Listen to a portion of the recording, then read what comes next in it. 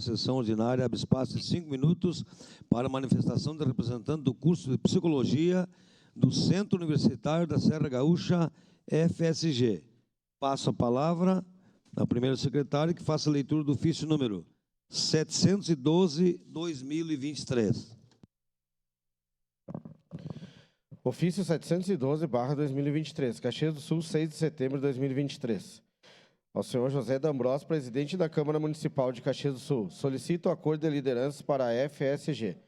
O vereador que apresente e subscreve, observadas as normas regimentais, solicita um acordo de liderança na sessão ordinária do dia 19 de setembro de 2023, para que o senhor Maiton Bernardelli, psicólogo, professor, pesquisador e coordenador do curso de Psicologia da FSG de Caxias do Sul, fale sobre Setembro Amarelo, mês de conscientização contra o suicídio. Esse documento vem assinado pelo vereador Rafael Bueno, Alexandre Bortoluzzi, Lisandro Fiuza, Estela Balardim, Gilfredo Camilles, Juliano Valim, Renato Oliveira e Velocino Ex. Era isso, senhor presidente. Obrigado. Solicito a vereadora Estela Balardim que acompanhe o representante do curso de Psicologia da FSG até a tribuna pelo tempo de até 5 minutos.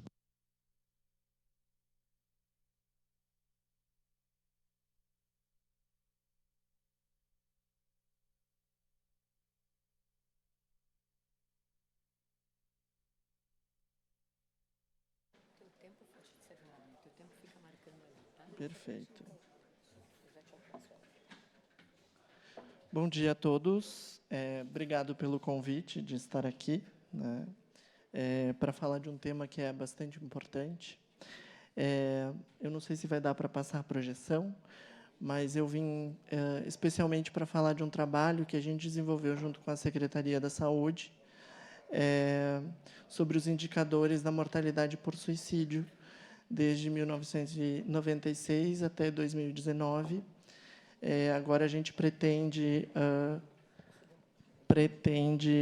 seguir com os dados, né? Porque apresentamos esses resultados todos no Congresso Brasileiro de Saúde Coletiva o ano passado em Salvador, né? O Rafael Bueno também esteve presente, assim como outras pessoas da Secretaria da Saúde, para a gente fazer esses apontamentos. Então, eu queria primeiro trazer algumas questões de conscientização em relação aos indicadores, né? As taxas de morte por suicídio aumentaram 43% nos últimos anos no Brasil, né? O Brasil está entre os 10 países onde a gente olha os indicadores com mais altos, né? Ele está entre os 10 países do mundo com indicadores mais altos. Historicamente, o Rio Grande do Sul é o estado que tem os maiores indicadores, né? Apresentando aí de 12 a 13 óbitos a cada 100 mil habitantes, né? E, por isso, então, a gente seguiu com o estudo que teve como objetivo investigar não só o número de óbitos, né? Mas os anos potenciais de vida perdidos e os anos potenciais produtivos de vida perdidos por suicídio no município, né? Porque esse indicador ele vai dizer quanto tempo aquelas pessoas poderiam estar vivas se não tivessem tido óbito por suicídio, tá? E aí a gente avaliou também como é que o comportamento da implementação da RAPS, né, da Rede de Atenção Psicossocial, pode ter interferido na diminuição no número de suicídios no município, né?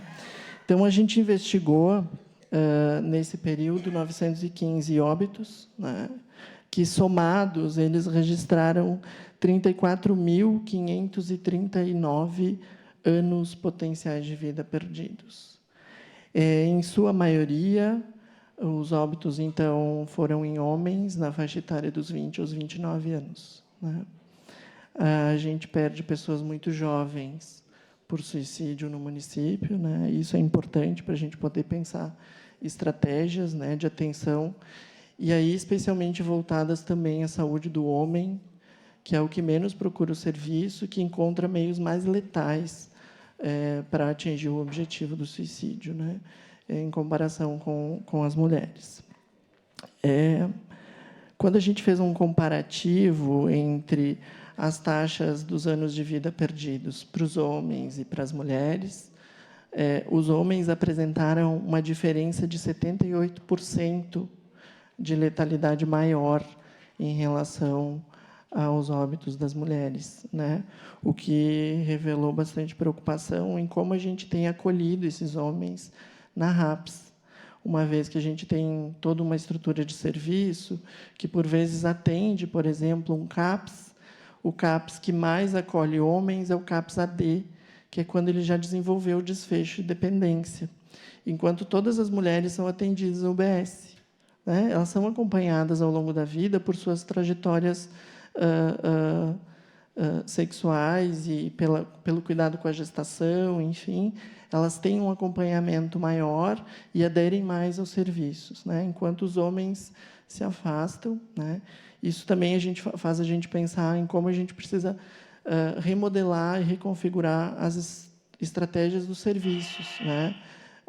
Que, obviamente, se os homens trabalham durante o dia, também não conseguem aderir aos programas que são ofertados nesses serviços, e a gente cria lacunas, né, de cuidado e de prevenção ao suicídio.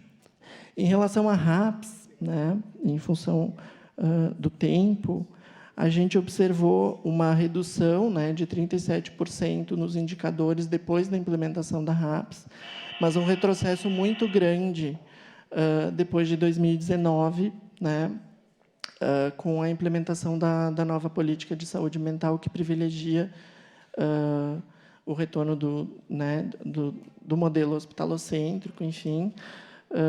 Então, como conclusão, né, a gente precisa, além de pensar sobre o cuidado dos homens, ou com os homens, né, a gente precisa pensar políticas públicas que realmente reflitam no cotidiano e na vida das pessoas, né, no dia a dia delas, para que isso se efetive como um cuidado coletivo, não só individualizado ou baseado no modelo biomédico.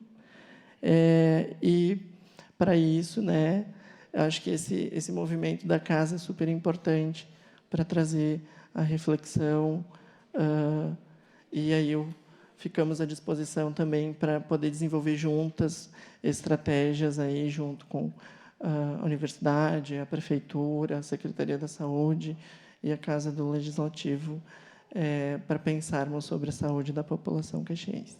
Obrigado pelo convite. Agradeço a oportunidade de estar aqui.